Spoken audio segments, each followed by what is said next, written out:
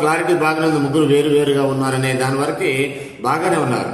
అయితే ఒక్క దేవుడు అనేది అర్థం కాక ఆ ఒక్క దేవుళ్ళలో పరిశుద్ధాత్మని యేసు ప్రభును కూడా ఇరికించే ప్రయత్నం చరిత్రలో చాలా మంది పండితులనే పామర్లు చేశారు.